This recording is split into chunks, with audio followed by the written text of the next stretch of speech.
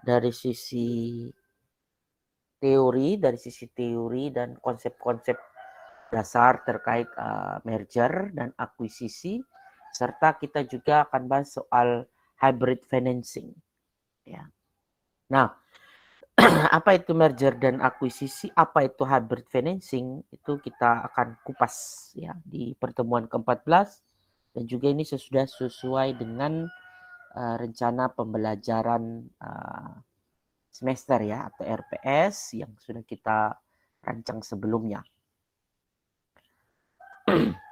Oke, mungkin kegiatan yang memperoleh perhatian besar dari masyarakat, terutama investor, ketika atau pada saat atau pada waktu suatu perusahaan itu melakukan atau melakukan pengambil alian, atau di Indonesia kan atau kata kerjanya mengambil alih, atau melakukan merger atau melakukan akuisisi perusahaan lain, atau penggabungan, atau kita sebut juga merger.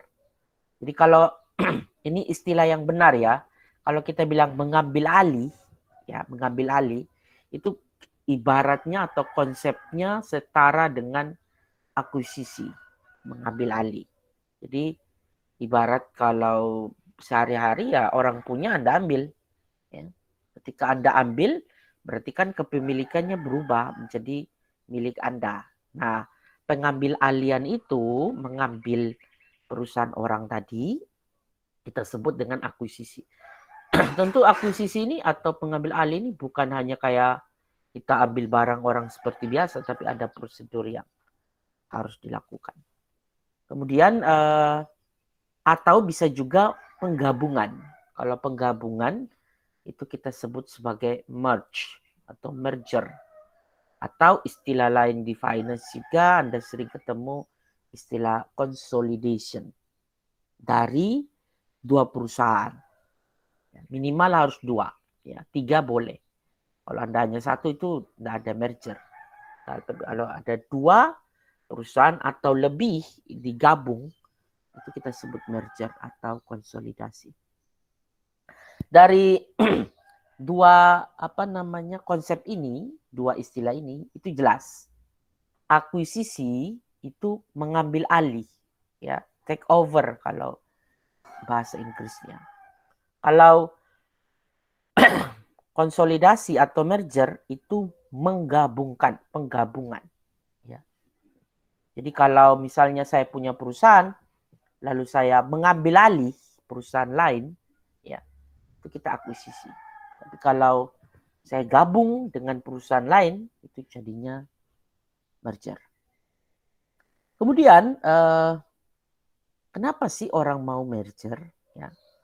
Nah, biasanya itu dialasi atau dilandasi oleh dasar perluasan usaha.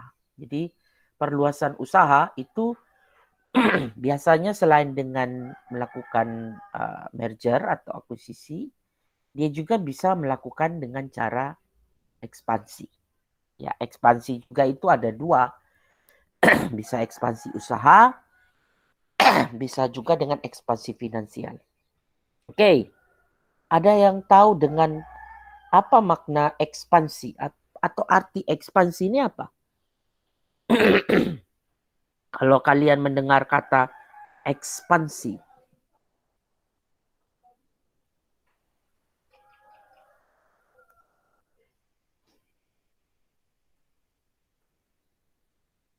halo, masih ada orang di room ini? Ekspansi. Sorry ya, saya agak batuk.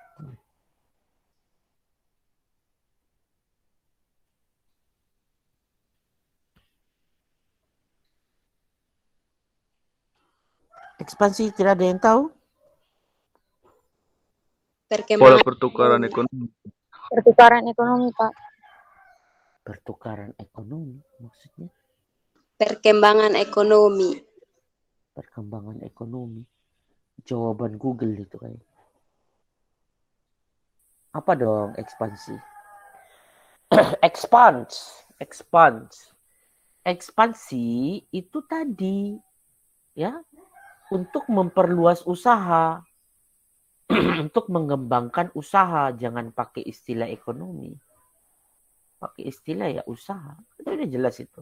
Perluasan usaha dilakukan dengan cara ekspansi. Jadi ekspansi itu bentuk perluasan. Ya.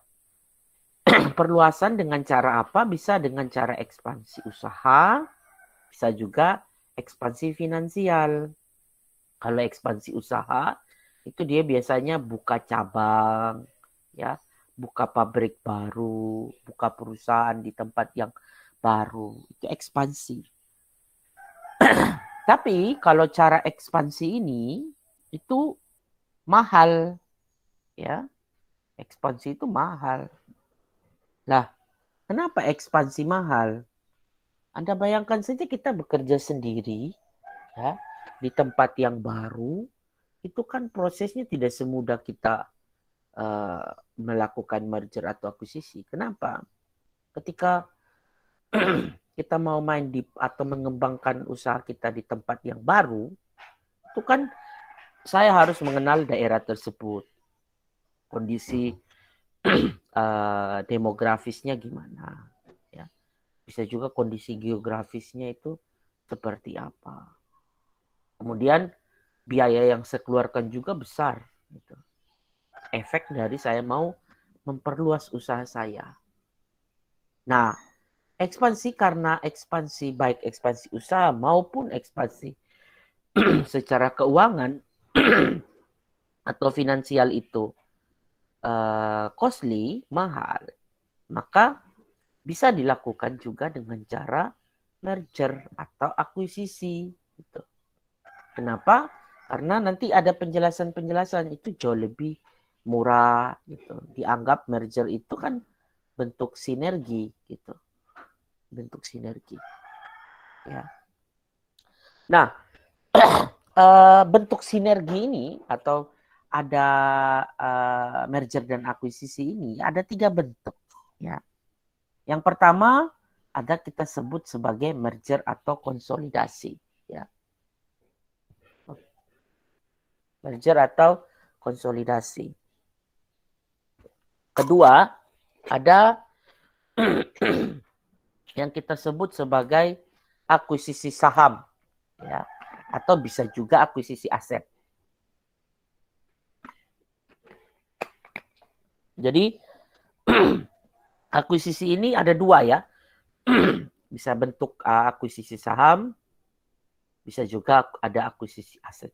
Kita lihat satu-satu dari merger dulu atau konsolidasi. Merger atau konsolidasi ini merupakan istilah yang sering digunakan untuk menunjukkan penggabungan 2 usaha atau lebih. Itu tolong di highlight, dicatat itu. Penggabungan 2 usaha atau lebih. Ya. Ini penggabungan. Kata kuncinya di situ. Dan kemudian tinggal nama salah satu perusahaan yang bergabung. Jadi merger ya, atau istilah ini sering digunakan untuk menunjukkan penggabungan. Jadi kalau merger itu ya tinggal satu nama. Tapi kalau consolidation atau konsolidasi itu menunjukkan penggabungan dari 2 usaha atau lebih. Dan nama dari perusahaan-perusahaan yang bergabung tersebut hilang. Dan muncul nama baru. Jelas ini ya, bisa tangkap bedanya merger dan konsolidasi. Dua-dua menunjuk persamaan kepenggabungan. Ya. Merger penggabungan 2 usaha atau lebih. Konsolidasi juga penggabungan 2 usaha atau lebih. Tapi bedanya apa? Bedanya di nama. Kalau merger itu namanya sisa 1. Dari kalau perusahaan A dan perusahaan B gabung, itu sisa perusahaan A misalnya. Kalau konsolidasi, perusahaan A dan perusahaan B gabung, jadi C. Itu bedanya. Jelas ya? Jelas, Pak. Jelas, Pak. Oke. Kemudian kedua, akuisisi saham. Akuisisi tadi saya bilang apa?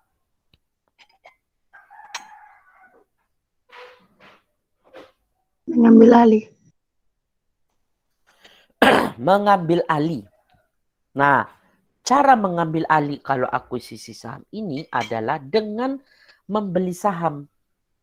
Jadi contohnya misalnya saya punya perusahaan, namanya perusahaan A. Terus saya lakukan apa? Ya saya beli saham. Ya, saya akan beli saham perusahaan B. Maka ketika saya membeli saham perusahaan B, maka kepemilikan perusahaan B, contoh ya saya beli, terus saya akan jadi dominasi ya. Saya pemilik saham terbesar di perusahaan B. Maka perusahaan A tersebut itu disebut sebagai akuisisi, mengakuisisi. Kenapa? Dia sudah mengambil alih itu.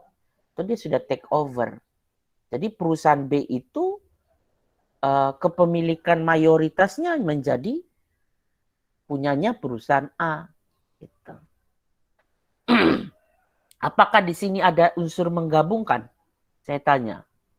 Coba dijawab. Di akuisisi saham ini ada unsur penggabungan? Ada, Pak. Tidak, Pak. Tidak. Tidak. Tidak, Pak. Jelas-jelas dia hanya bilang mengambil alih. Apa yang digabung? Coba yang bilang penggabungan itu mana? Tidak ada. Kalau menggabungkan itu tadi merger atau konsolidasi. Tapi kalau akuisisi, khususnya akuisisi saham, tidak ada istilah menggabungkan. Perusahaan A tetap jadi perusahaan A, perusahaan B tetap jadi perusahaan B. Hanya saja kepemilikan perusahaan B itu mayoritasnya atau didominasi oleh perusahaan A. Gitu. Ya. Membeli sahamnya itu banyak cara juga, bisa dengan cara tunai atau menggantinya dengan sekuritas lain. Jadi itu bentuknya. Jadi kalau suatu perusahaan mau memiliki, ya, terus dia mau gabung terus tidak jadi, bisa aja juga dengan cara akuisisi. Jadi biasanya kalau Anda lihat di arus kas, kan ada 3 itu kalau di laporan arus kas, dari kegiatan operasi, kegiatan investasi, dan kegiatan pendanaan. Nah, kalau Anda mau tahu aktivitas akuisisi, apakah perusahaan itu mengakuisisi perusahaan lain atau ya perusahaan itu mengakuisisi perusahaan lain, jadi misalnya kita lihat saja dari perusahaan A, itu bisa lihat dia punya laporan arus kas dari aktivitas investasi. Itu keluar kok, nampak itu. Ya, perusahaan itu melakukan akuisisi kepada perusahaan lain. Jadi itu nanti keluar atau tertera di laporan arus kas bagian investasi. Gitu. Kalau perusahaan B juga sama, tentaranya di laporan arus kas juga di bagian investasi. Cuman hanya saja dia mendapat tambahan dana kalau di perusahaan B. Karena sahamnya bukan tambahan dana sih, karena hanya perpindahan kepemilikan. Catatan kepemilikannya itu berpindah misalnya. Sedangkan perusahaan A itu ya keluar uang untuk membeli saham perusahaan B tadi. Tapi intinya di perusahaan di akuisisi saham ini tidak ada penggabungan. Ya. Kemudian akuisisi itu juga selain saham bisa di aset. Ya. Jadi ini kalau yang akuisisi saham tadi itu neraca bagian hutang dan ekuitas di sisi kanannya. Kalau ini akuisisi aset, itu kita belajarnya atau lihatnya di sisi kiri, karena di neraca itu aset kan ada di posisi kiri gitu ya. Kalau kita gambar balance sheet atau neraca, itu adanya di posisi aset. Kalau tadi ekuitasnya itu kan ada di sisi kanan ya. Nah, aset ini adalah atau akuisisi aset ini adalah suatu perusahaan dapat mengakuisisi perusahaan lain dengan cara membeli aset. Ya. Nah, akuisisi aset ini dilakukan dengan cara pemindahan hak kepemilikan aktiva-aktiva yang dibeli. Jadi ini biasanya asetnya ini akuisisi yang sifatnya aset tetap. Jadi aset yang umur ekonomisnya itu di atas 1 tahun. Jadi aset-aset tetap itu dibeli. Jadi contohnya saya perusahaan A tadi, ya, saya mau punya perusahaan B. Ya udah saya beli asetnya, ya, saya beli asetnya, lalu kalau seandainya saya beli aset berarti hak kepemilikan asetnya itu beralih. Yang sebelumnya punyanya perusahaan jadi perusahaan B, jadi punyanya perusahaan A. Kalau begitu berarti di sisi sebelah kanan ekuitas maupun hutang itu kepemilikannya jadi berubah. Jadi karena asetnya kenapa? Karena asetnya sudah dibeli tadi oleh perusahaan A. Berarti kalau aset tersebut sudah dibeli atau dimiliki oleh perusahaan A, berarti terjadi proses akuisisi. Kepemilikannya sudah berubah. Nah, apakah di sini perusahaan A dan perusahaan B itu bergabung? Ada yang bisa kasih pendapat di akuisisi aset? Apakah perusahaan A dan B jadi gabung? Atau mereka tetap sendiri-sendiri?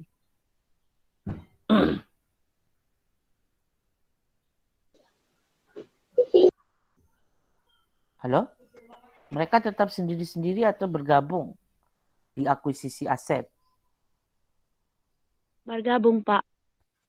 Nah, bagaimana bergabung? Sudah jelas tadi bilang akuisisi itu hanya mengambil alih.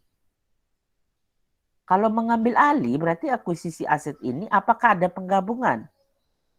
Tidak ada, Pak. Sudah bilang tadi tidak ada. Menggabung itu hanya kalau merger atau konsolidasi. Kalau ini ya asetnya saja yang berubah kepemilikannya. Awalnya punyanya perusahaan B, dibeli oleh perusahaan A, ya jadi punyanya perusahaan A. Apakah A dan B ini bergabung? Tentu tidak. Mereka jalannya tetap sendiri-sendiri. Ya, kembali ke konsep awal tadi ya. Kayaknya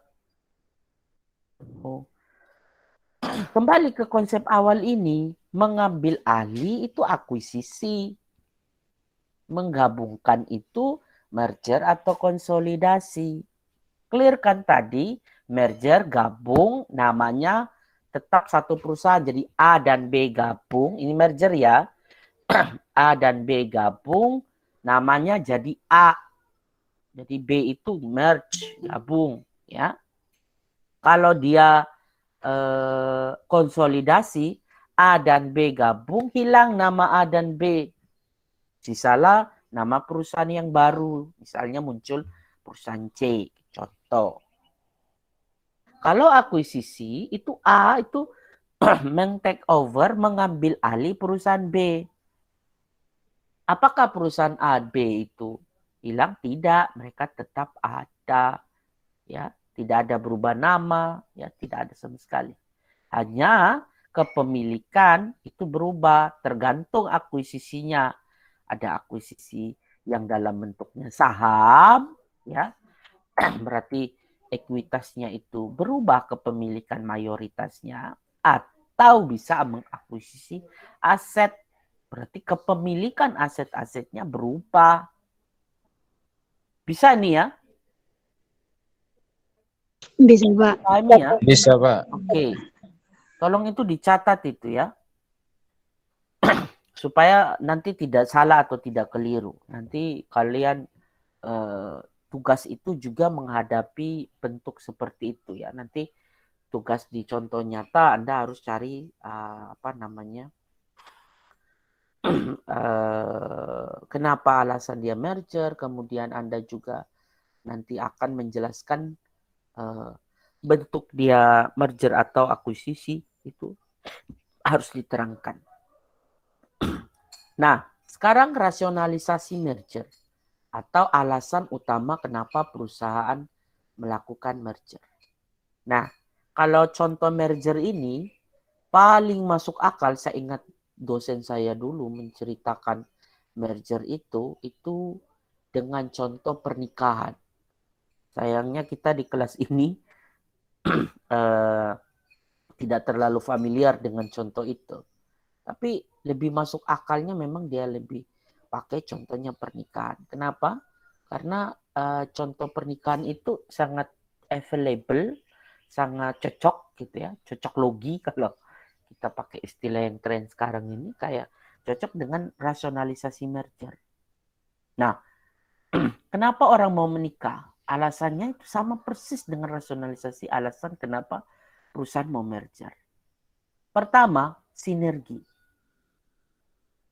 Anda tahu sinergi itu 1 tambah 1 sama dengan berapa? 2. 1. Hah? 1 tambah 1 sama dengan 3. Itu menunjukkan bahwa merger yang Anda lakukan sinergi. Jadi ketika Anda gabung bukan jadi 2, harus lebih. Kalau Anda gabung, ya, 1 tambah 1 jadi 2, atau 1 tambah 1 jadi 1 tadi, ya lebih kecil dong nilainya. Berarti tidak memakai prinsip sinergi. Gitu. Jadi ketika Anda gabung itu nilainya harus lebih dari 2. Kalau 3 perusahaan gabung itu jangan 3, jadi 4, jadi 5, jadi 6, dan seterusnya. Itu baru kita sebut sinergi. Ya. Jadi ada proses sinergi. Sinergi itu mirip selaras ya, tapi sinergi itu lebih yang padu padan gitu antara 2 perusahaan. Ya. Biasanya dipakai prinsipnya 1 tambah 1 jangan 2. Tapi 1 tambah 1 jadi 3. Atau 1 tambah 1 jadi 4. Sehingga Anda disebut sinergi. Mengerti maksud saya ya? Kalau Anda gabung, ya, terus tetap yang Anda dulunya pisah, kemudian digabung dengan cara merger atau konsolidasi, atau katakanlah Anda mengakuisisi tadi dengan cara akuisisi aset atau akuisisi saham. Terus Anda itu tetap kalau dijumlahkan nilainya sama kayak Anda sendiri-sendiri, ya sama saja. Ngapain Anda merger? Mending jalan sendiri-sendiri. Ya. Sama juga kalau contoh orang menikah itu kan, kalau dia menikah terus tidak bahagia, ya, suami istrinya tidak bahagia, ya ngapain? Tidak sinergi kan? Gitu. Ngapain lanjut begitu? Mending sendiri-sendiri gitu. Jadi prinsip merger itu seperti itu, ya, atau akuisisi tadi seperti itu. Bisa paham ya? Yang pertama ya, sinergi. Bisa, Pak. Oke. Itu dicatat itu di catatan Anda, sinergi. Yang kedua, pertimbangan pajak.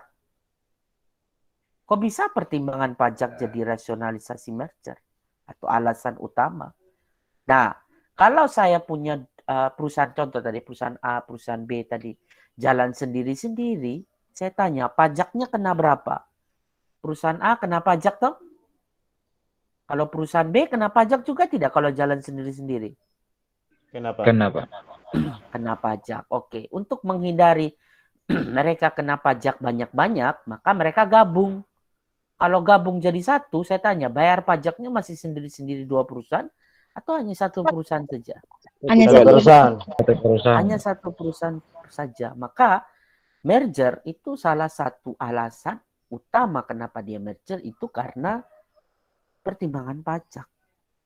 Apalagi kalau ada 3, 4 perusahaan gabung, ya sudah dia hemat pajaknya. Itu alasan kedua. Alasan ketiga, membeli aset di bawah biaya pergantian. Kan tadi saya bilang, ya, ketika saya mau merger atau saya mau akuisisi atau merger atau konsolidasi, akuisisi aset, akuisisi saham, apapun bentuk istilahnya, ya, intinya saya mau menggabungkan diri atau mau mengambil alih perusahaan, itu sebenarnya Anda secara tidak langsung membeli aset di bawah biaya pergantian. Kok bisa, Pak? Contoh, ya, suatu perusahaan itu dia mau jual, dia lepas dia punya aset, ya. Katakanlah saya punya perusahaan itu asetnya terlalu banyak. Terus saya jual. Ketika ada perusahaan yang mau beli itu mahal, ya. Kenapa? Karena saya melepas aset sendiri, ya. Jadinya biayanya jadi mahal. Tapi begitu ada peluang seperti itu, saya bukan hanya membeli asetnya dia, tapi saya melakukan merger satu perusahaan sekalian. Maka biaya yang saya keluarkan itu jauh lebih rendah, jauh lebih di bawah biaya yang sebenarnya saya keluarkan harusnya. Makanya di situ disebut membeli aset di bawah biaya pergantian. Jadi ketika saya merge, ya, saya merger, itu sebenarnya secara tidak langsung saya mau beli aset tapi di harganya lebih murah. Plus saya dapat kepemilikan yang baru. Ya, perusahaan yang baru. Itu rasionalisasi yang ketiga. Keempat, diversifikasi. Diversifikasi ini kalau istilah dalam marketing, ya, kalau kalian belajar pemasaran itu kan supaya ada keberagaman. Contoh, saya punya, katakanlah kan kita selama ini bahas Indofood gitu.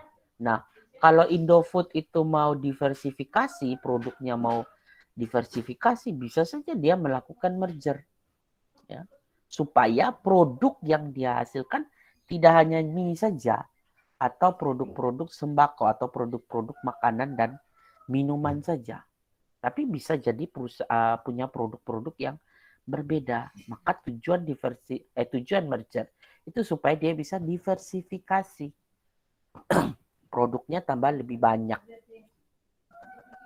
Ya.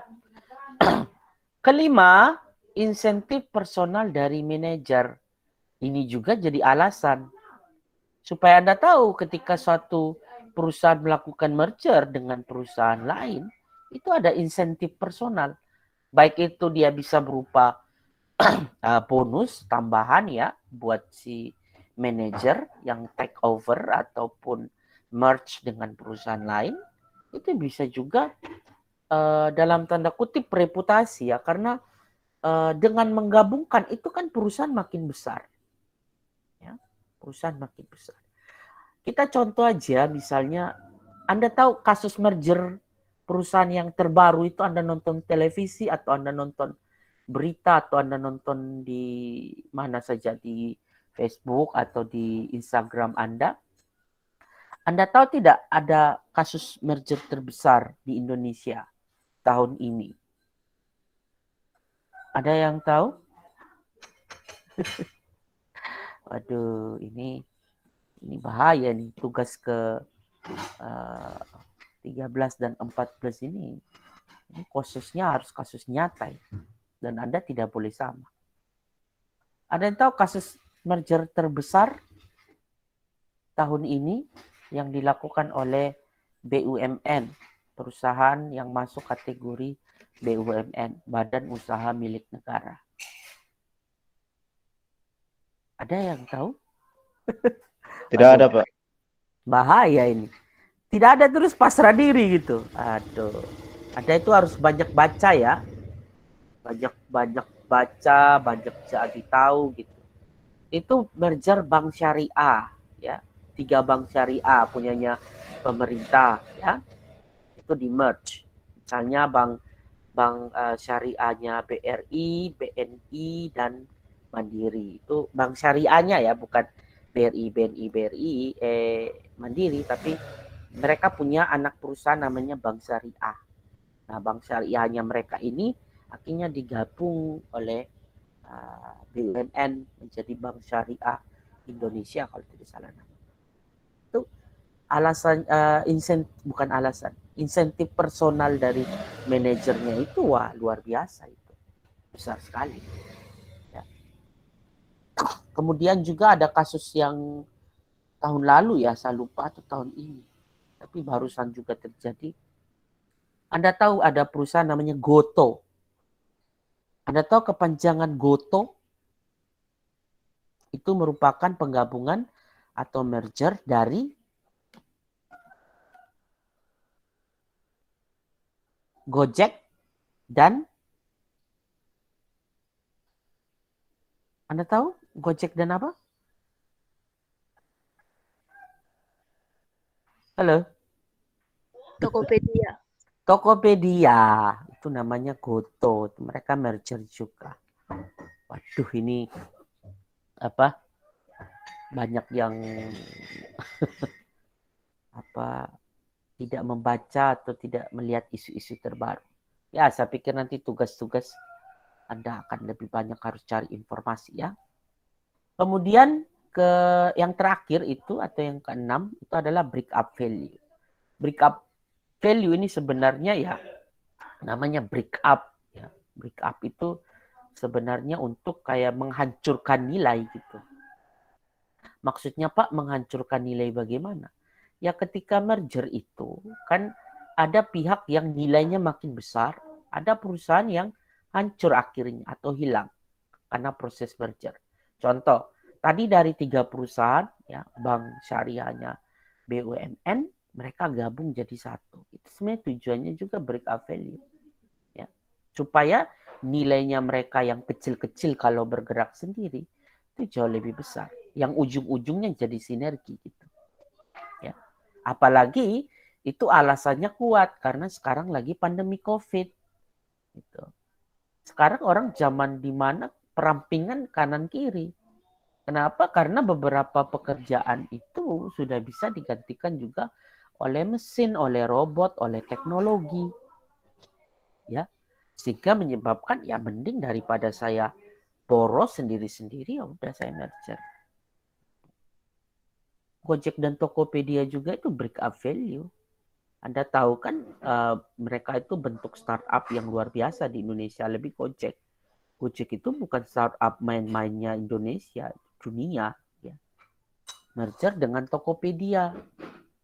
Jadilah itu kekuatan besar untuk membreak up value. Ya. Nah ini dari gambar ini jelas ya bedanya merger dan akuisisi.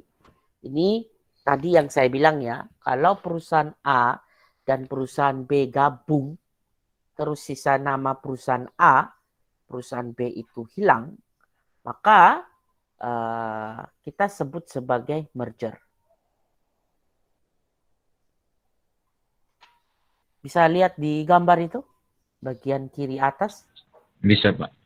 Oke. Jadi sebelum merger, dia perusahaan A sendiri, perusahaan B sendiri. Yang warna biru dan kuning itu. Terus digabung jadi perusahaan A. Setelah merger, perusahaan B lenyap secara hukum. Harta kekayaan A atau perusahaan A ditambah dengan harta kekayaan perusahaan B. Kemudian komposisi pemegang saham A berubah dengan masuknya pemegang saham dari perusahaan B. Merger. Kalau konsolidasi tadi, ketika kalau contoh ya, ini merger ya, yang bagian kiri atas. Contoh kalau seandainya dia konsolidasi, itu bagaimana? Ketika perusahaan A dan B gabung, sisalah atau menjadi perusahaan, setelah merger jadi perusahaan C. Perusahaan C. Jadi mereka itu hilang. Nama A, nama B itu hilang. Jadi contoh misalnya dia jadi perusahaan C atau perusahaan D dan seterusnya. Intinya nama A dan nama B hilang. Nah, terus kalau akuisisi, nah itu contohnya yang di kanan bawah itu. Ya. Itu sebelum akuisisi, misalnya perusahaan A, perusahaan B. Ini akuisisi saham ya, ini lebih tepat ini contohnya. Ini misalnya perusahaan A punya pemegang saham 3, Edi, Elsie, Erna. Sedangkan pemegang saham perusahaan B ada Rosa, Rosi, Romi. Nah, ketika digabung ya, diakuisisi, ya, perusahaan A itu menjadi pemegang sahamnya Eldi, Elsie, Erna tetap. Tapi perusahaan B pemegang sahamnya berubah dari awalnya 3 orang ini, ya, Rosa, Rosi, dan Romi, ya jadi punyanya perusahaan A. Ya iya tadi sudah dibeli, sudah di pemegang sahamnya sudah baru, begitu. Itu ya contoh akuisisi ya. Ini terutama akuisisi saham. Ya. Kalau yang di kiri atas tadi itu contohnya adalah untuk merger. Nah, kita lanjut. Sekarang apa perbedaan merger dan akuisisi? Ya.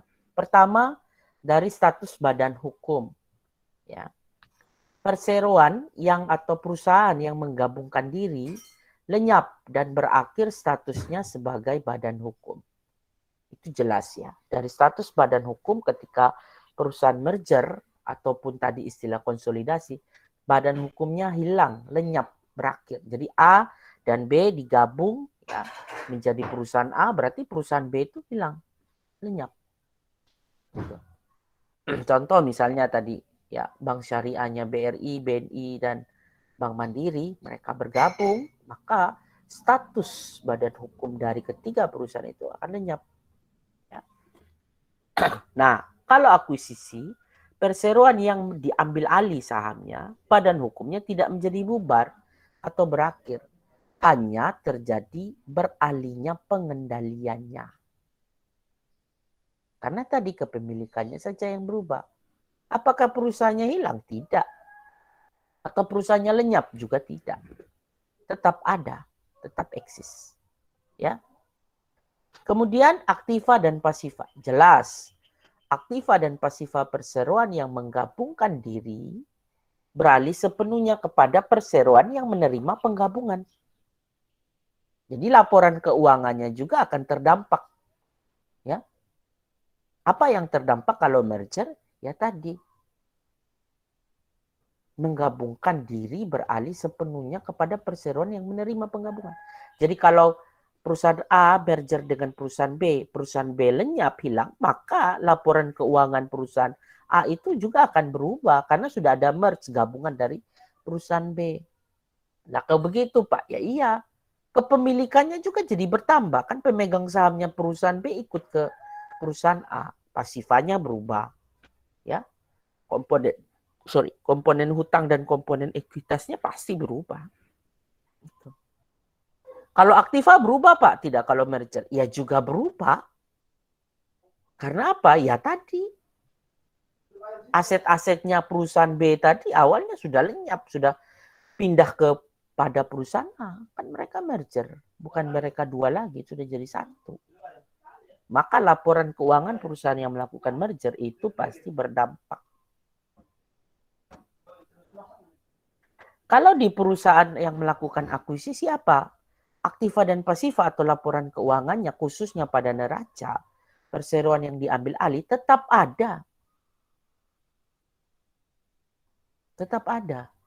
Hanya saja porsi atau bukan porsi, kepemilikannya saja yang berubah. Tapi laporan keuangannya tetap ada, uang perusahaannya juga tetap ada. Itu ya. Jadi Anda harus lebih banyak berpikir, berlogika di sini. Kemudian perusahaan yang eksis, ya, perbedaannya. Pertama, kalau merger, perusahaan pengambil alih yang eksis. Ya. Contoh tadi ya ini, perusahaan A yang eksis, tetap ada. Perusahaan B lenyap. Contoh lagi dia merger, perusahaan C merger. Itu yang eksisnya ya perusahaan yang awalnya tetap eksis dia. Perusahaan pengambil alih. Sedangkan yang diambil alih, ya, yang di merger hilang, yang diambil alih itu hilang, yang di merge itu hilang, perusahaan yang B tadi contoh. Itu kalau merger. Kalau akuisisi, ya dua-dua eksis. Ya, Anda lihat, apakah perusahaan B ini hilang setelah akuisisi? Tidak, perusahaan B yang warna kuning tetap ada. Tapi kalau merger, perusahaan B ini hilang. Gitu. Makanya efek dari melakukan akuisisi perusahaannya eksis dua-dua. Tapi kalau merger satu saja yang eksis, yang ambil alih. Yang diambil alih hilang. Gitu. Ya, perbedaan antara merger dan akuisisi. Nah, ini ada kasus ya. Bank Mandiri TBK. Ini Anda tidak boleh jadikan contoh untuk tugas karena sudah saya jelaskan. Nah, di sini Bank Mandiri, Anda tahu Bank Mandiri ya? Kita di sini ada Tahu, Pak. ya. Tahu, Pak. Di depan ruko. Oke. Bank Mandiri itu merupakan hasil merger atau gabungan dari 4 bank. Itu Bank Pembangunan Indonesia atau Bapindo, Bank Bumi Daya BBD, Bank Ekspor Impor Indonesia atau Eksim, dan Bank Dagang Negara atau PDN.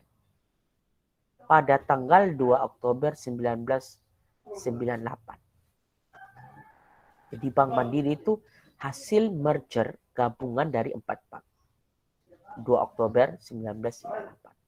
Pada saat itu, pemerintah sedang berusaha menanggulangi krisis ekonomi regional sejak terjadi tahun 1997. Jadi kita waktu itu krisisnya parah sekali. Saya juga waktu itu masih kecil ya, jadi tidak terlalu, apalagi Anda yang mungkin ada belum lahir di sini ya. 97 Saya itu baru 3 minggu, Pak. Indonesia mengalami krisis ekonomi yang luar biasa. Akhirnya bank-bank itu kolaps, bank-bank itu rata-rata hancur semua. Itu kurs kita itu besar-besaran sekali, anjlok habis ekonomi Indonesia. Itu awal, kalau Anda baca sejarah itu diawali dengan krisis mata uang di Thailand. Krisis bat akhirnya merembet. Indonesia juga bukan hanya krisis ekonomi yang kena waktu itu. Itu kena juga krisis ini ya, politik juga kita. Krisis sosial juga, efek berkepanjangan. Akhirnya waktu itu kan lengser juga rezim Orde Baru ya, di zamannya Soeharto. Tapi kita bukan mau bahas itu, tapi kita bahasnya dari sisi pemerintah coba menanggulangi krisis tadi ya, tahun 97. Nah, salah satu caranya adalah pemerintah Republik Indonesia melakukan restrukturisasi bank. Jadi dia mengubah kembali. Jadi 4 bank digabung ya. Baik bank umum, bank swasta maupun bank pemerintah. Dengan bantuan dari IMF atau International Monetary Fund, juga dari Bank Dunia sama ADB atau Asian Development Bank. Coba saya tanya sekarang Anda. Bank Mandiri ini berarti kita sebut apa? Merger, konsolidasi, akuisisi saham, atau akuisisi aset?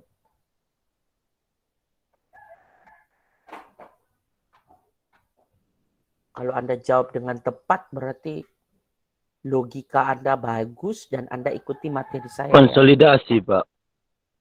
Kenapa konsolidasi? Kenapa dijawab? Karena menggabungkan 4 perusahaan yang berbeda dan merubah nama, Pak. Oke, betul sekali. Jadi ini disebut konsolidasi. Kenapa? Ya tadi dia menggabungkan 4 perusahaan, gabung ya, kata kuncinya di situ, menggabungkan, terus berubah nama.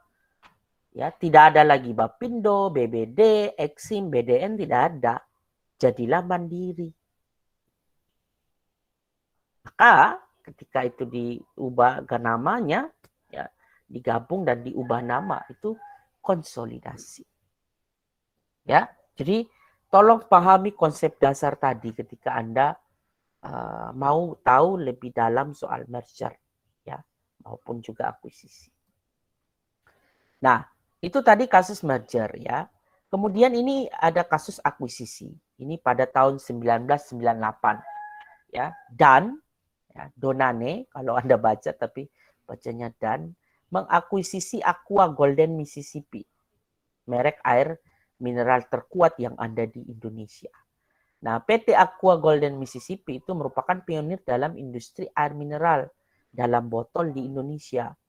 Akhirnya Dan mengakuisisi. Nah, saya tanya sekarang, apakah Aqua jadi hilang atau Dan-nya berubah? Dananya yang berubah, Pak. Hah? Tidak ada yang dirubah. Tidak ada yang berubah. Tidak ada yang berubah, Kak. Ya, tidak ada. Kenapa? Ya, karena mereka akuisisi. Nah, akuisisinya itu kepemilikannya saja yang sahamnya saja yang berubah kepemilikan. Karena Dan mengakuisisi berarti kepemilikannya Aqua itu oleh Dan. Makanya kalau kalian lihat produk-produknya itu ya produknya itu ya ada simbol keduanya ini mau ditunjukkan demikian. Contoh kalian lihat produknya Donane ini kalau kita baca lurus dan ini ada misalnya warna biru simbol dari atau warna dasar dari Aqua misalnya. Sedangkan di Aqua ada tulisan Dan di sini, ada merek Dan ini, tulisan Dan itu. Nah, itu menunjukkan bahwa keduanya itu akuisisi gitu. Tapi kedua perusahaan itu tetap ada. Ya. PT Aqua Golden Mississippi ada, Donane ada. Donan itu ada. Itu loh. Itu kasus akuisisi. Nanti tugas Anda itu seperti itu. Nanti saya akan buka di grup, Anda akan jelaskan Anda mau ambil contoh apa. Nanti itu tidak boleh sama. Tidak boleh sama dari kelas yang ini dan juga nanti di kelas A tidak boleh sama. Nah, kebetulan Anda duluan, jadi 17 kelompok itu akan silakan duluan. Kasusnya Anda mau merger dimanapun, mau di Indonesia atau di luar Indonesia, silakan. Tapi tidak boleh lagi Bank Mandiri tidak boleh, ya. Kemudian Donan dan Aqua juga tidak boleh, ya, karena sudah saya kasih contoh. Nah, akuisisi Aqua itu memiliki lebih dari memiliki lebih dari 1,4 juta distributor dan di Indonesia. Nah, jadi Anda lihat sendiri efek dari akuisisi itu luar biasa, ya. Akhirnya Anda lihat Aqua sekarang jadi kuat. Karena dia melakukan merger dengan pihak juga yang tepat juga. Gitu. Anda lihat secara nilainya akhirnya naik. Ya, semakin besar.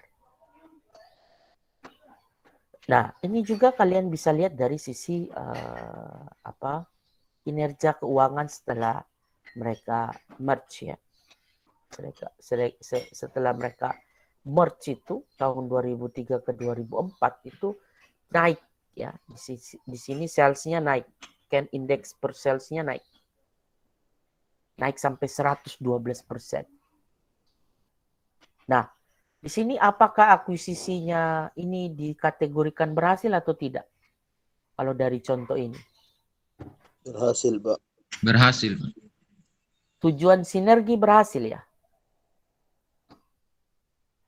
Tujuan Iya, sinergi ini berhasil karena dia mampu meningkat sampai 112%. Kalau dia naiknya hanya 100% itu saya pikir tidak berhasil. Tapi kalau dia sampai 112%, di atas 100% berarti luar biasa kinerja akuisisinya. Sama juga volume market share-nya itu Anda lihat ya. Memang efeknya kalau ini ya, contoh ini Kongguan dan Biskuit ini. Ini dan Biskuitnya naik ini. Memang perusahaan yang Kongguannya turun. Ya, tapi yang market share-nya dan Biskuit ini naik ini. Ya. Ini menunjukkan bahwa pasca merger itu ya dia makin kuat merek dan ini tuh. Efek dari akuisisi Aqua itu naik. Sedangkan kompetitornya ini turun ini. Nah, Anda lihat ini kategori akuisisinya berhasil. Tapi apakah selalu demikian? Belum tentu. Itu riset-riset banyak itu anak-anak atau peneliti-peneliti di bidang finance atau yang topiknya tentang penelitiannya tentang merger itu juga bahas itu. Ada yang berdampak, ada juga yang tidak. Ini topik keuangan juga yang menarik saya pikir ya. Bukan merger dekat konteks keuangan. Apalagi misalnya kayak di masa COVID. Nah, kemudian di sini ada tipe-tipe merger. Itu ada 4 ini ya. Pertama, akuisisi horizontal.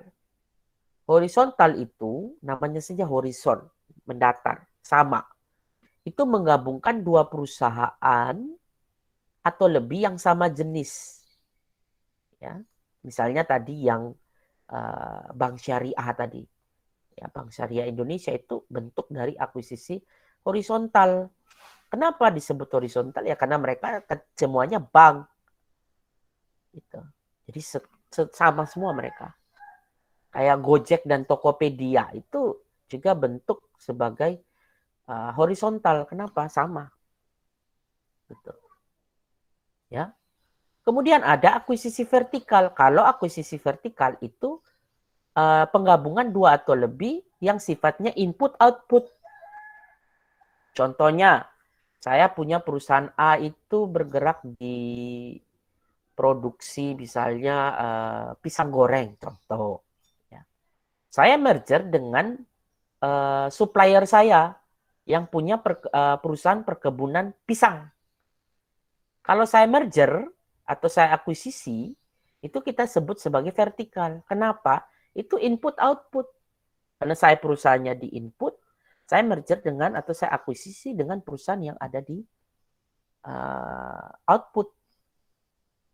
Saya ada di output. Saya ada di output. Saya kan produksi pisang goreng. Saya merger dengan perusahaan yang punya penyuplai, ya, suplai bahan baku pisang. Kemudian yang ketiga ada akuisisi kongenerik. Ini penggabungan dua perusahaan atau lebih usaha pada industri yang sama, namun produk yang dihasilkan berbeda. Kalau vertikal tadi dia harus produk yang sama. Misalnya tadi saya usaha jual pisang goreng, saya merger dengan perkebunan pisang goreng. Sama kan? Ya, input outputnya produknya sama. Tapi kalau ini saya gabung, tapi produk yang dihasilkan bisa beda-beda. Contoh, ya, tapi cenderung nyari sama. Misalnya tadi ya dan Aqua itu dia industri yang sama, namun produknya beda. Dan itu biskuit, ya, makanan berupa makanan, Aqua berupa minuman.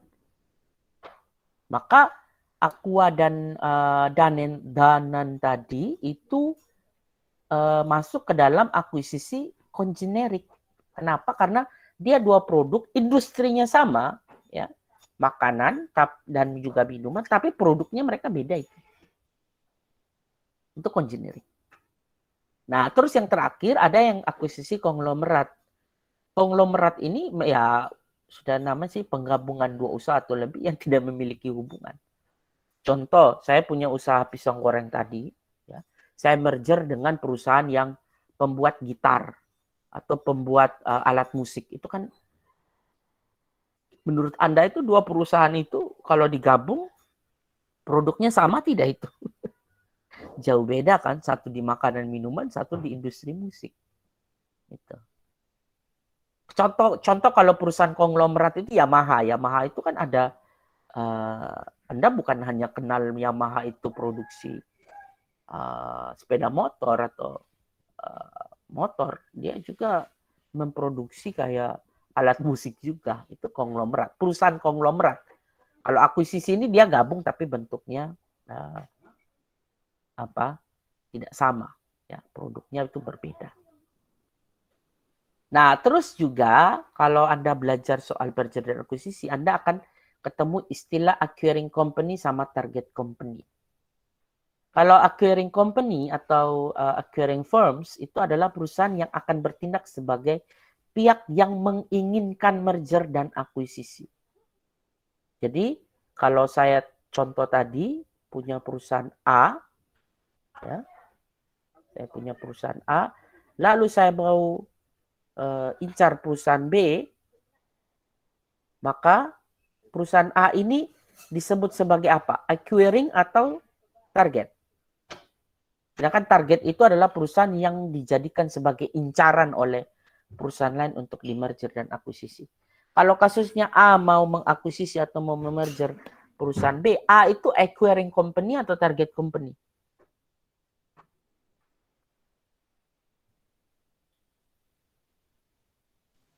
Acquiring company. Oke, A itu adalah acquiring company. Kenapa? Karena dia yang menginginkan. Istilahnya kalau inisiasinya dari A. Acquiringnya dari A. Sedangkan B itu apa? Target dia. Biasanya kalau kalian lebih masuk akal ya, contohnya kayak kalian mau tembak cewek aja sih. Ya. Begitu kan? Contoh misalnya siapa di sini? Simon itu acquiring company-nya. Gitu. Targetnya ya ceweknya Simon. Contoh. Ya. Contoh. Biarkan Anda paham. Oh, kalau saya bertindak sebagai yang mau pacaran, itu acquiring. Atau saya mau merger tadi, ya saya acquiring. Tapi kalau saya yang diincar, kan cewek-cewek itu. Misalnya, saya jadi target gitu. Tembakan kakak angkatan saya. Contohnya ya gitu, sederhananya. Biar Anda bisa paham. Kemudian juga kalau Anda baca literatur itu ada istilah hostile versus friendly takeovers. Atau bagaimana kita melakukan merger atau akuisisi. Jadi friendly, namanya saja friendly. Kalau friendly itu ketika acquiring company dan target company melakukan proses merger maupun proses akuisisi dengan cara tidak terpaksa. Artinya perusahaan target dan juga pengakuisisinya itu bekerja sama untuk melakukan atau memutuskan melakukan merger atau juga mereka akuisisi. Jadi namanya friendly itu ya bersahabat ya. Jadi tidak ada yang paksa gitu. Acquiring dan target itu baik-baik dalam keputusan melakukan merger atau akuisisi. Istilahnya kalau dalam pernikahan ini pacarannya baik-baik gitu. Tapi kalau hostile, acquiring company dan target company melakukan proses merger dan akuisisi dengan cara terpaksa. Ya. Ini model yang sering kita lihat ya. Saya tidak mau sentuh ranah itu, tapi kan kita ada istilahnya dalam tanda kutip ya, kawin paksa gitu. Acquiring company dan target company itu kalau mereka hostile, ya, itu tidak friendly mereka itu, terpaksa. Ya, acquiring itu memaksa. Tapi saya tidak angkat dari situ, itu contohnya saja, perumpamaan supaya Anda bisa lebih jelas ya. Saya tidak mau masuk ke ranah itu, tapi yang jelas bahwa proses merger dan akuisisi antara acquiring company dan target company itu tidak baik, ya, tidak berlangsung dengan cara baik. Ya. Mereka itu dengan cara yang terpaksa. Umumnya perusahaan target tidak menginginkan untuk di merger atau diakuisisi. Ya. Istilahnya si cewek ini tidak mau sama si cowoknya itu. Tapi cowoknya main paksa terus. Tidak bisa. Dalam merger juga bisa begitu. Ada yang dilakukan secara terpaksa. Dan ini sebenarnya kurang bagus ya kalau hostile. Karena ketika mereka akhirnya bergabung baik dengan cara merger ataupun akuisisi, nilai perusahaannya turun karena investor juga tidak menyukai cara-cara yang hostile. Ya. Harusnya begitu. Tapi bisa jadi juga ada manajer yang suka, investor yang suka. Gitu. Jadi di ilmu finance itu juga situasi kondisi itu juga sangat mempengaruhi. Ya. Friendly itu bukan berarti dengan cara baik berarti investornya akan suka, nilai perusahaannya akan baik. Belum tentu juga. Ada saja juga kasus-kasus merger dan akuisisi dengan cara friendly, tapi pasca itu justru nilainya tidak naik-naik nilai perusahaannya setelah merger. Justru nilainya turun. Ya. Jadi faktor kondisi situasi itu juga akan sangat mempengaruhi setiap perusahaan dalam melakukan aktivitas merger maupun akuisisi. Nah, terus muncul lagi istilah who win, siapa yang akan menang kalau begitu. Nah, terdapat dua pertanyaan yang harus dijawab. Pertama, apakah perusahaan yang melakukan merger dan akuisisi akan meningkatkan nilai perusahaan? Secara teoritis yes, harusnya. Nah, terus sekarang pertanyaan selanjutnya adalah jika demikian, bagaimana nilai tersebut dibagi ke masing-masing pihak? Nah, itu tadi. Ya, bisa jadi jawabannya yes ya. Sorry. Bisa jadi jawabannya. Bisa jadi, apakah setelah melakukan merger akuisisi meningkat nilai perusahaan? Belum tentu juga. Gitu.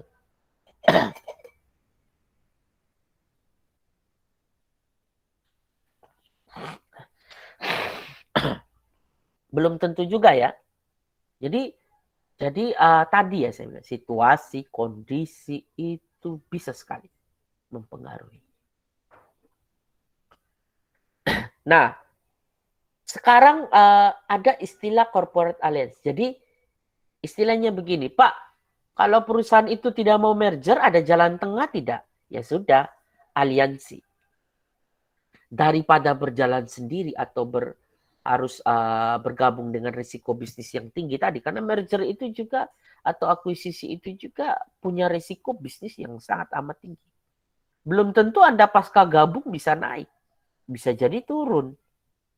Nah, daripada ya berjalan sendiri terus tidak jelas arah atau bergabung tapi risiko tinggi, ya sudah, kita corporate aliansi saja. Atau kalau kalian dalam istilah pacaran ini disebut apa?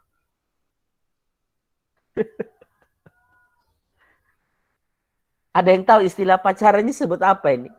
Ini istilahnya TTM, teman tapi mesra. Ya, daripada kita berjalan sendiri dibilang jomblo, ya sudah, kita mesra, teman tapi mesra gitu. Tapi kita juga tidak mau pacaran karena itu berisiko. Ya sudah, TTM aja. Nah, itu contohnya corporate aliansi, ya. Perusahaan dapat menjalankan aliansi korporasi.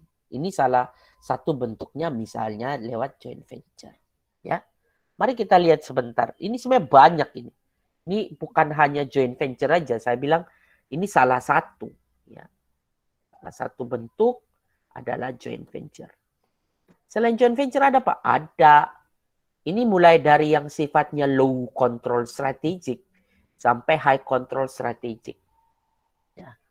Ini kan Anda akan lebih banyak bahas lebih lanjut nanti di mata kuliah strategic manajerial atau manajemen strategi. Ya. Saya kurang tahu semester berapa itu, tapi Anda akan banyak bahasnya di situ. Ya. Nah, apa yang Anda akan bahas di situ ya itu tadi strategi yang sifatnya low control sampai high. Ini berat semua ini kalau Anda bahas. Nah, joint venture itu salah satu. Tapi dia termasuk high control strategic.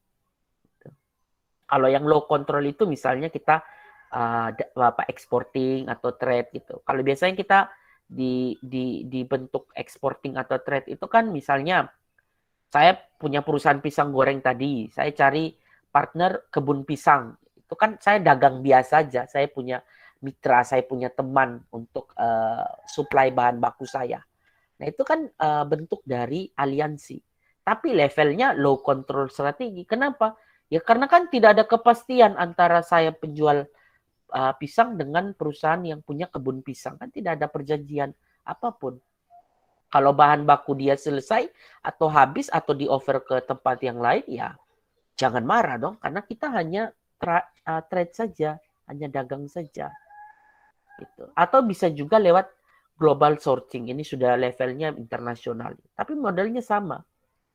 Ya, modelnya sama. Itu Anda lihat kontrol perusahaan rendah, ya. Resource commitment-nya juga terbatas. Ya, fleksibilitasnya itu paling maksimum gitu. Risikonya paling rendah karena tidak ada hubungan apa-apa. Tapi Anda lihat makin tinggi kontrolnya, strateginya joint venture atau FDI itu ya Anda lihat seperti ini. Joint venture di Indonesia itu banyak ya, banyak kasus joint venture. Ya. Tapi itu high controlnya jadinya tinggi. Terus kalau kalian lihat juga di Indonesia itu kayak ada perusahaan kayak KFC, McD, Pizza Hut, itu masuk ke dalam moderated. Dia tidak rendah, tidak tinggi. Tapi dia masuk ke dalam moderated. Ya. Di Waingapu ini memang tidak familiar sih ini. Karena kita sedikit. Tapi kalau di Jawa, ya, di Sumatera ini banyak licensing atau franchise. Ataupun bisa pakai strategic alliance. Itu juga bisa. Strategi yang moderate. Tidak tinggi, tidak rendah juga. Ya. Tapi kalau joint venture itu betul-betul dua perusahaan. Hampir mirip akuisisi itu. Joint venture atau FDI itu hampir mirip. Ya. Cuman joint venture itu kayak modalnya sama-sama gitu. Kalau merapat untung itu baginya juga sama-sama gitu. Makanya itu kenapa risikonya jadi tinggi, fleksibilitasnya jadi minimum, ya.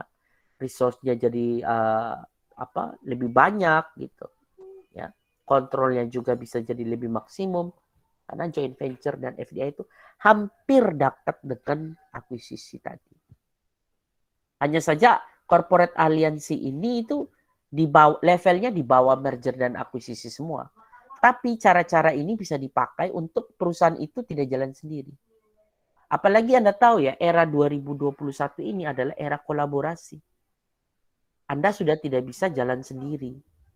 Anda tidak bisa menggunakan ego individu. Ego perusahaan Anda sendiri, tidak bisa. Sekarang eranya kolaborasi. Ya. Sulit Anda bisa memenangkan persaingan dengan jalan sendiri. Ya. Anda jangan lihat itu, banyak perusahaan-perusahaan itu bersaing seolah-olah mereka itu kompetisi. Tidak, sebenarnya mereka juga itu di satu sisi ya aliansi, ya, bekerja sama. Nah ini contoh ya joint venture. Itu Astra dan Honda. Mereka joint venture 50%, 50%. Nah Astra Internasional ini perusahaan besar. Honda ini juga, Astra Internasional perusahaan besar Indonesia. Honda itu perusahaan besar juga di Jepang. Tapi Honda ini ketika mau masuk di Indonesia itu tidak kuat dia. Gitu. Jepang berbeda Indonesia. Anda mau di Indonesia mau distribusi. Halo? Kenapa Krismon?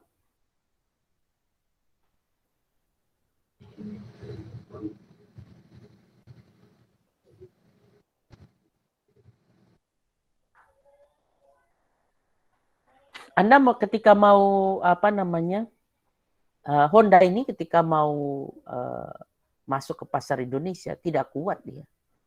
Kenapa? Anda lihat saja demografi dan geografinya Indonesia. Modelnya seperti apa. Mungkin demografi bisa diatasi. Geografinya, Anda mau kuasai Indonesia itu ya tidak bisa kayak Anda menguasai Jepang. Karena luas, berpulau-pulau kita. Maka dia gandenglah joint venture lah dengan Astra. Jadilah AHM atau PT Astra Honda Motor. Nah, Astra ini punya distribusi di seluruh Indonesia. Honda punya motor, Astra nggak punya. Jadi mereka joint venture aja. Sama-sama menguntungkan dari sisi Honda maupun dari sisi Astra Internasional. Gitu. Hasilnya luar biasa itu. Ya. Honda akhirnya jadi, lihat di sini efeknya adalah Honda makin lead. Ya, di tahun 2003 ini Anda lihat Honda itu efeknya hanya 51,5 gitu. Ya. Terus di sini jadi 47. Loh, kok makin kecil, harusnya makin besar ya. Tapi produksinya ini naik ini.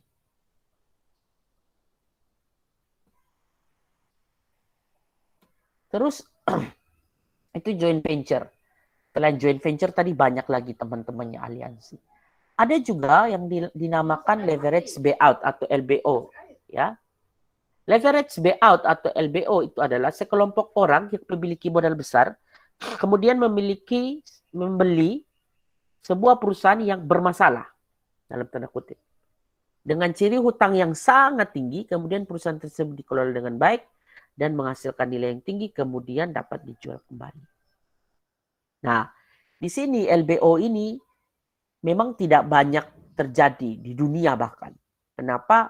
Karena tadi ada satu perusahaan yang sakit ini, yang dicirikan oleh utang yang tinggi. Masih ingat tidak materi saya soal capital structure and leverage beberapa pekan yang lalu, beberapa minggu yang lalu?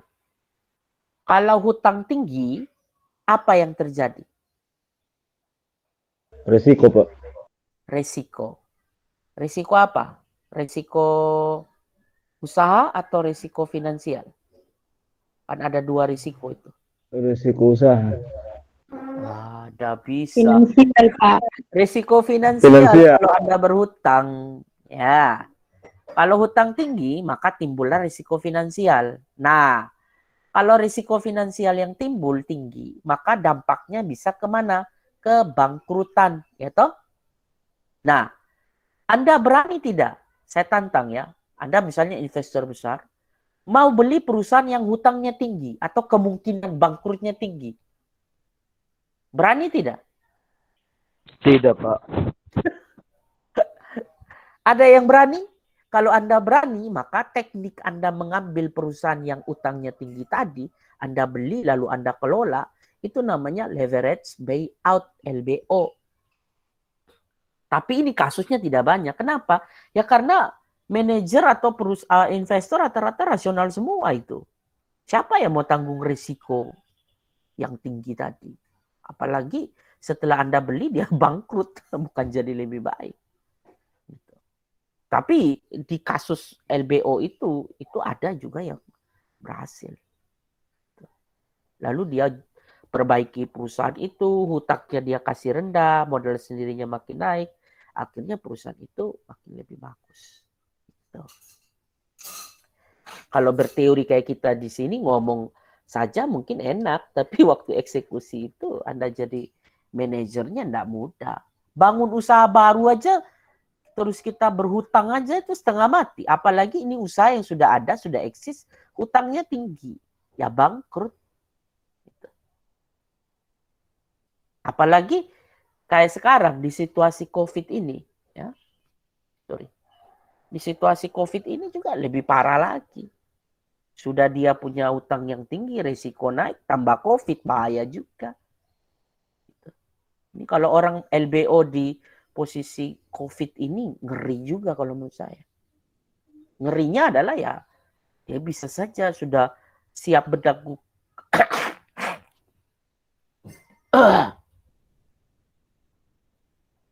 Dia siap menanggung risiko yang tinggi ya bahaya juga. Dengan situasi juga yang kurang bagus. Ya. Oke, kita lihat tugas ke-13. Ya. Tugas ke-13 masih sama kelompok, tapi di sini poin terakhir yang saya mau tekankan. Jika ketentuan tidak diikuti, jelas ya Anda punya poin akan saya kurangi. Terus yang paling saya mau tekankan ini tidak boleh kopas langsung dari internet. Saya tidak mau tugas yang ke-13 ini itu hasil dari Anda copas-copas. Tapi saya lebih suka Anda baca, lalu Anda lihat ya isinya. Nanti semua tugas Anda ini yang terkait tugas 13 akan saya cek tingkat plagiasinya. Kalau Anda plagiasinya tinggi sekali, ya sampai 40-50% itu nilai Anda saya kurangi betul. Tambah lagi ketentuan tidak terpenuhi, maka nilai Anda betul-betul bisa minus saya buat. Nah, tugasnya apa? Mari kita lihat.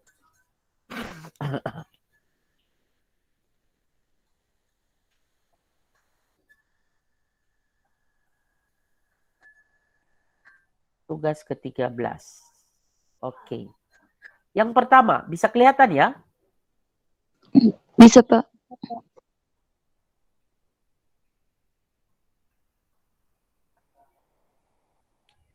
Yang pertama, kerjakan tugas berdasarkan kelompok ya, yang sudah saya bagi. Kemudian jika terdapat hitungan dalam proses Anda mencari informasi tersebut, silakan jelaskan hitung-hitungannya. Tugas dikerjakan di Word, diketik di Word dengan ketentuan yang sudah saya atur, terus disimpan dalam PDF. Proyek yang Anda harus kerjakan adalah cari salah satu contoh kasus nyata. Bisa paham ini? Kasus nyata tentang merger dan akuisisi yang kita sudah bahas panjang lebar tadi, atau bisa juga tadi ada corporate alliance, itu juga bisa. Kayak joint venture ataupun macam-macam tadi contohnya. Tapi yang nyata, yang nyata, atau bisa juga ada LBO, leverage buyout tadi kita bahas juga. Ya. Di Indonesia ataupun dunia. Ya. Di Indonesia ataupun di dunia. Terus catatannya tidak boleh sama antara satu kelompok dengan kelompok yang lain. Di kelas B dan juga di kelas A. Nanti di kelas A saya akan share, oh ini yang sudah dicari oleh kelompok. Dan tidak boleh ada yang sama. Nanti asisten Anggi, saya minta ya sebentar di list ya. Nanti saya buka grup, kelompok-kelompok diskusi lalu di list oleh asisten. Siapa? Begitu ada yang sama, kasih tahu. Misalnya kelompok A sudah ambil contoh Bank Mandiri, tapi ya tidak boleh karena contohnya sudah saya jelaskan tadi. Ya.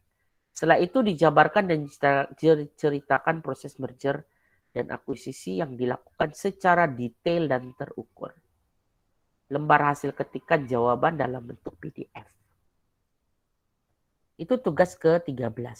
Jelas ya bahwa ada kerja kelompok, kemudian tulis nama kelompok, tidak boleh sama, ya. Sehingga nanti harus dijelaskan dalam grup WA kelas. Gitu. Seperti itu. Bagaimana tugas ke-13 ini? Jelas? Jelas, Pak. Jelas, Pak. Oke. Jelas, Pak. Kalau tidak jelas kan masih ada video nanti.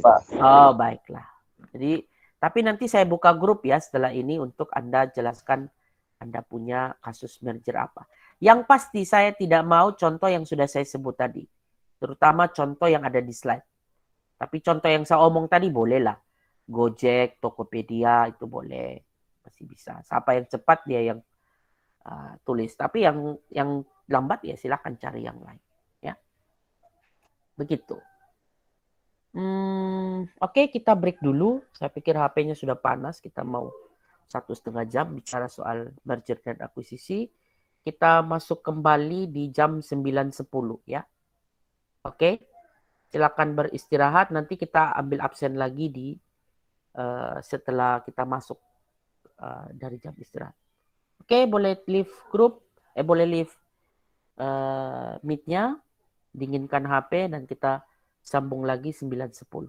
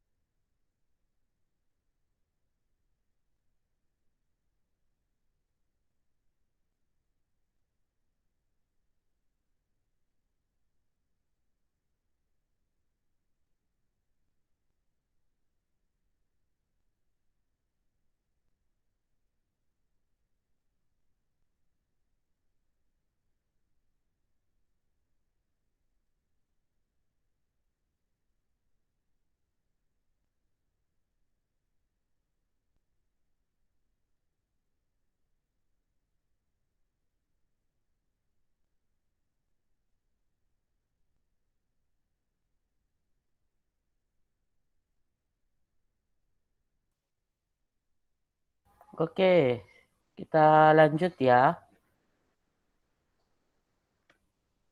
Apa suara saya terdengar dengan jelas? Jelas, Pak. Jelas, Pak. Oke.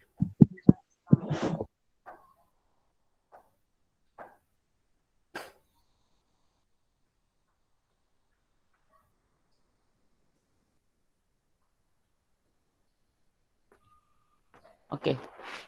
Sudah nampak di layar handphone Sudah. ataupun laptop? Sudah ya? Sudah, Pak. Oke. Ya, sekarang kita lanjut. Tadi kita bahas merger dan akuisisi. Karena saya pikir kalau kita hanya bahas itu saja, kekayaan pengetahuan Anda terkait ataupun konsep-konsep dasar Anda tentang finance itu saya pikir perlu juga kita membahas tentang hybrid financing. Hybrid itu kalau kita terjemahkan di Indonesia apa ya artinya? Hybrid. Coba Anda cari di Google Translate. Hybrid. Kalau financing jelas ya, pendanaan. Kalau hybrid itu apa?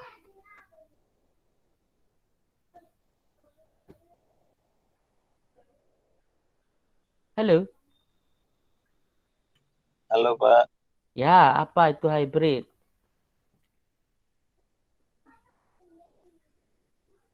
Gabungan, Pak. Gabungan. Atau juga bisa kita terjemahkan sebagai campuran. Ya, mix bisa juga. Nah, apa saja yang akan kita bahas di hybrid financing? Kita fokus pada 4 hal. Saham preferen, leasing, waran, dan convertible. Itu bentuk dari hybrid financing. Jadi sekilas kenapa hybrid ini muncul? Hybrid ini sebenarnya muncul dari ke apa ya? Efek dari awalnya kan pendanaan perusahaan itu kan hanya utang dan modal sendiri ya, lewat saham. Hanya itu awalnya. Tapi seiring berkembangnya zaman, seiring berkembangnya juga peranan teknologi, seiring berkembangnya juga ilmu pengetahuan di bidang finance, maka muncullah hybrid financing. Jadi kayak tidak cukup sumber pendanaan perusahaan itu hanya lewat utang dan juga modal sendiri. Maka lahirlah yang saya sebut ini, misalnya saham preferen, leasing, waran, convertible. Mungkin beberapa materi ini akan bersinggungan dengan materi lain ya, tapi kita singgungnya dalam konteks hybrid financing. Contoh leasing. Leasing itu nanti Anda akan banyak bahas di lembaga keuangan bukan bank ya. Tapi leasing di sini yang kita bahas konteksnya adalah hybrid financing. Bukan leasing secara di lembaga keuangan bukan bank, tapi kita bahas dalam konteks hybrid financing. Nah, kehadiran hybrid financing itu sebagai sebuah respon dari krisis ekonomi yang terjadi yang menyebabkan munculnya variasi dari produk-produk keuangan yang ditawarkan. Jadi tadi kan ini selama ini hanya orang tahu kalau tidak hutang ya modal sendiri. Gitu. Nah kombinasi struktur modal itu cuman itu. Tapi akhirnya karena krisis, karena kesulitan keuangan perusahaan muncullah hybrid ini. Jadi ibaratnya ya perkembangan itu muncul karena ada satu dorongan, satu desakan, yaitu krisis ekonomi. Dan juga tadi ya perkembangan tadi. Nah, ada 4 jenis tadi saya bilang. Saham preferen ini sudah pernah kita singgung sebelumnya, tapi kali ini part ini, bagian ini kita akan omong lebih dalam lagi. Yang kedua leasing, kemudian ada waran dan juga convertible. Nah, apa itu masing-masing itu? Nah, saham preferen mungkin yang kalian sudah lebih duluan kenal ya. Nah, saham preferen ini merupakan hybrid atau campuran antara hutang dan ekuitas. Kenapa bisa disebut hybrid atau campuran dari hutang dan ekuitas? Karena bentuk saham berarti apa? Berarti pemegang saham preferen adalah pemilik. Dan itu sudah jelas ya, berbeda dengan hutang. Kalau Anda punya hutang ke perusahaan, berhutang, Anda kasih atau membeli obligasi katakanlah. Berarti Anda tidak memiliki perusahaan tersebut. Tapi kalau Anda beli saham preferen, Anda memiliki perusahaan tersebut. Namun, pemegang saham preferen mendapatkan pembayaran dividen yang sama seperti hutang. Nah, ini kan hybrid. Kalau Anda sebenarnya hanya pemegang saham biasa, itu kan Anda tidak wajib dapat dividen. Tergantung kalau perusahaan bayar dividen, ya sudah Anda dapat dividen. Kalau tidak, ya juga tidak apa-apa. Gitu. Tapi kalau di saham preferen itu wajib. Jadi dia kepemilikan tapi wajib bayar oleh perusahaan. Maka oleh karena itu saham preferen ini adalah hybrid. Bukan hutang, bukan juga bukan hutang, bukan juga bukan hutang lagi, sorry. Dia memiliki karakteristik seperti hutang dan punya karakteristik kepemilikan berupa kayak saham, begitu. Nah, inilah yang menyebabkan saham preferen dikategorikan sebagai hybrid financing. Begitu. Namun sayangnya saham preferen di Indonesia ini tidak banyak perusahaan yang pakai itu. Karena itu tadi dianggap kayak loh, kau pemilik tapi harus dibayarkan dividen kayak hutang, gitu loh. Wajib. Nah, oleh karena itu maka saham preferen sepertinya tidak terlalu disukai oleh manajer keuangan di Indonesia sebagai alternatif financing, ya, atau pembiayaan. Kedua, leasing. Apa itu leasing? Leasing ini juga sering disingkat dengan sewa guna usaha atau SGU. Nah, itu adalah kegiatan pembiayaan yang menyediakan barang modal, baik dengan hak opsi maupun tanpa hak opsi, untuk digunakan oleh penyewa guna usaha selama jangka waktu tertentu berdasarkan pembayaran secara angsuran. Intinya, leasing ini unik. Kenapa dikategorikan unik? Karena dia istilahnya punya aset tapi tidak diakui dalam sumber pembiayaan. Contoh, karena dia sewa guna usaha. Contoh misalnya ya, suatu perusahaan itu beli mesin. Ya, mesin kita simbolkan saja dengan M. Ya. Mesin ini gitu, dipakai oleh perusahaan dengan cara leasing. Nah, sekarang saya tanya, kalau saya leasing, kan dia bilang sewa guna usaha. Apakah mesin itu adalah kepunyaan perusahaan atau milik perusahaan?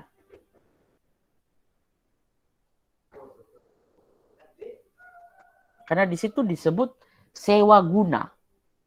Kalau saya leasing istilahnya, atau saya sewa guna usaha itu, saya miliki tidak mesin itu.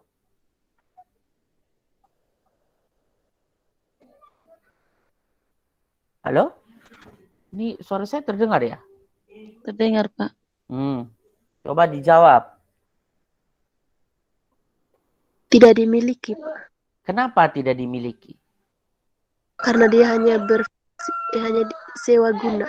Ya, karena dia hanya sewa guna, tidak miliki dia. Nah, tapi mesin tersebut ada di perusahaan.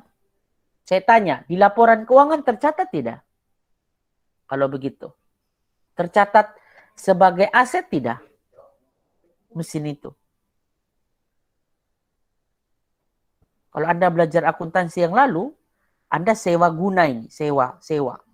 Nah, mesin itu akhirnya masuk di kategori aset tidak? Tidak, Pak. Anda tidak kasih masuk di aset karena dia bukan Anda punya, tidak bisa. Anda hanya sewa, gitu. Maka dia timbulnya disewa nanti pembiayaannya. Nah, inilah letak hybridnya. Ya. Jadi Anda pakai mesin tersebut, alat tersebut, aset tersebut Anda pakai, tapi Anda tidak miliki. Ya.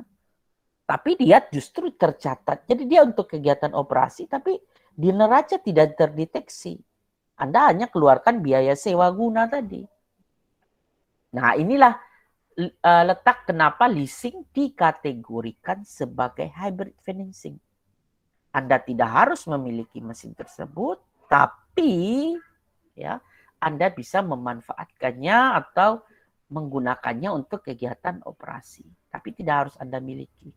Jadi istilahnya aset Anda atau neraca Anda itu tidak akan terdeteksi. Hanya bisa kita lihat di beban. Gitu, bahwa perusahaan keluarkan sewa guna usaha itu tadi. Nah, ini letak hybridnya. Ya. Ketiga, waran.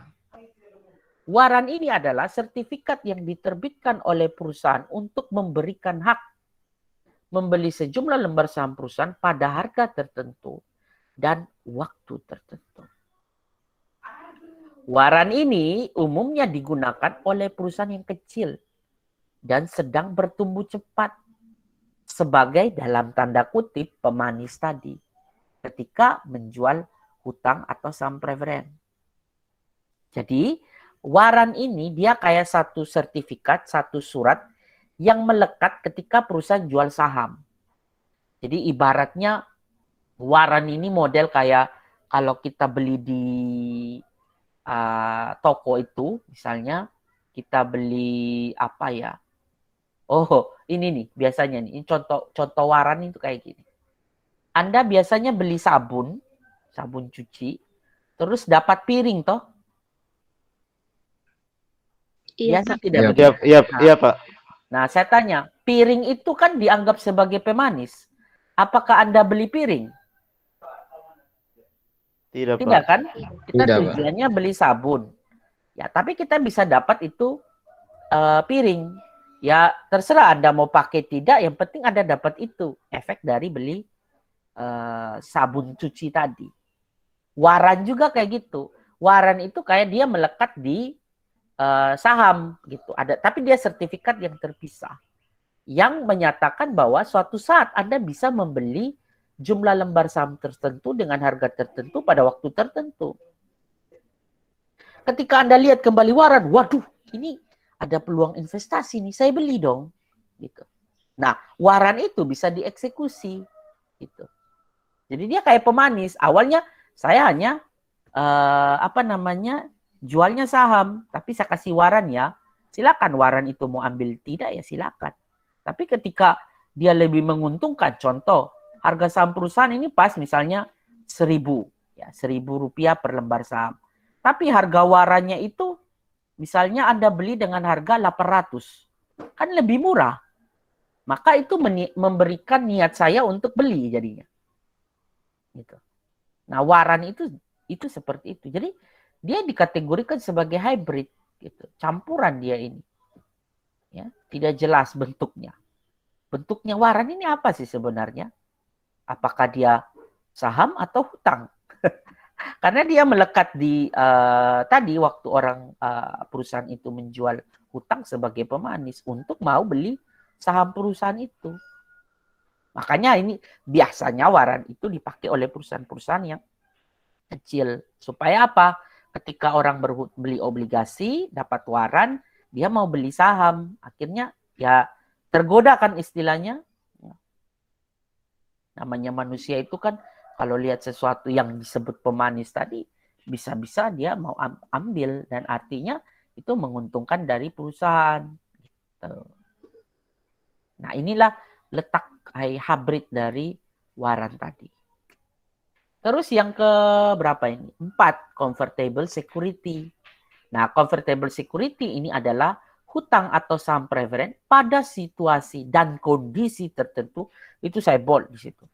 Situasi dan kondisi tertentu dapat diubah menjadi saham biasa sebagai pilihan dari pemegang saham.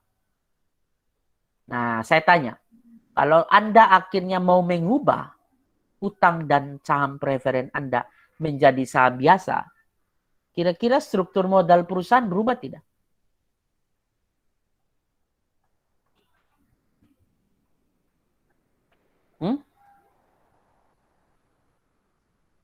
Kalau Anda convert, ya, awalnya Anda punya hutang, terus Anda ubah jadi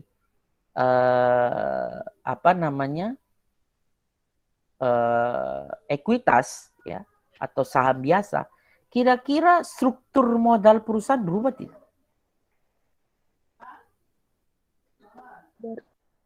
Berubah, Pak.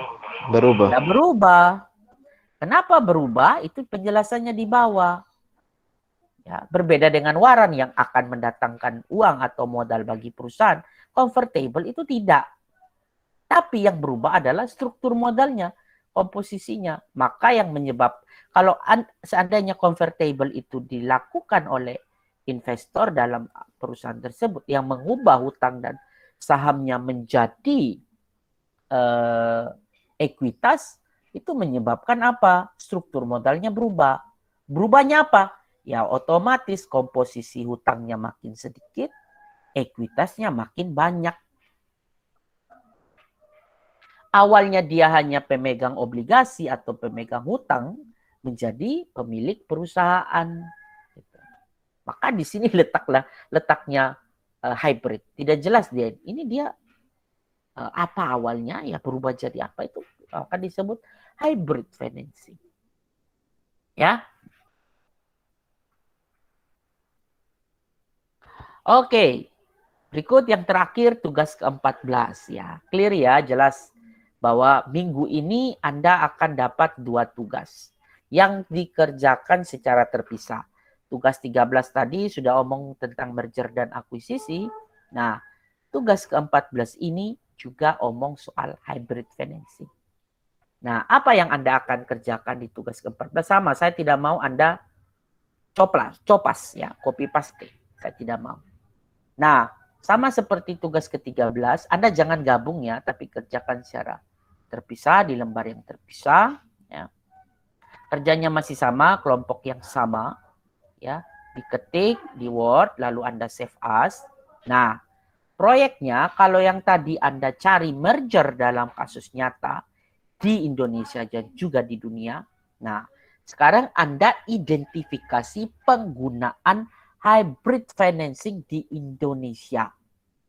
Misalnya Anda soroti soal convertible security. Nah, Anda cari informasinya. Ya. Di Indonesia itu convertible security bagaimana sih?